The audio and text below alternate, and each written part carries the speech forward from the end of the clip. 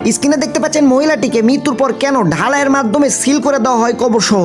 শুধু তাই না, কবর দেওয়ার পর তার উপরে আবারও সিমেন্টের মাধ্যমে ঢালাই করা হয়। এমনটা কেন করা হলো চলুন সেটা জানা যাক। আর এটি জানার আগে অবশ্যই সাবস্ক্রাইব বা ফলো করে পাশে থাকবেন। আর এটা যদি না করা হতো তাহলে আপনি যদি এই কবরের সামনে যেতেন তাহলে আপনি নিজেও শেষ হয়ে যেতেন। আর ঢালাই করার মেইন কারণ হচ্ছে রেডিয়েশন। এই মহিলাটির নাম হচ্ছে ম্যারি কিউরি। তিনি একজন রাসায়নিক বিজ্ঞানী ছিলেন এবং বেশ কিছু আবিষ্কারের ফলে সে কিন্তু 2বার নোবেল প্রাইজও পেয়েছে। আফসোসের বিষয় এটাই, তার সময়ে কেউ কিন্তু রেডিয়েশন সম্পর্কে ধারণা রাখতো না। পোলোনিয়াম এবং রেডিয়ানের মতো মারাত্মক পদার্থের সাথে সে এমন ভাবে খেলা করতো যেন কোনো বাচ্চা খেলনা নিয়ে খেলছে, যে কারণে তার ব্যবহার করা নোটবুক, পেন্সিল এবং ব্যবহার করা সকল কাপড় চোপড় এবং তার শরীর পর্যন্ত রেডিও অ্যাক্টিভ হয়ে গিয়েছিল। আর আপনারা অনেকে হয়তো জানেন যে রেডিও অ্যাক্টিভ পদার্থ সংস্পর্শে আসলে কিন্তু ক্যান্সারের মতো মারাত্মক রোগ হতে পারে। আর রেডিও অ্যাক্টিভিটির কারণেই কিন্তু এই বিজ্ঞানীর মৃত্যু হয় এবং তার শরীর যেহেতু রেডিও অ্যাক্টিভ হয়েছিল সে কারণে তার শরীরটিকেও মৃত্যুর পর ঢালাইয়ের মাধ্যমে সিল করে দেওয়া হয়। Thank you so much for watching this video until the and.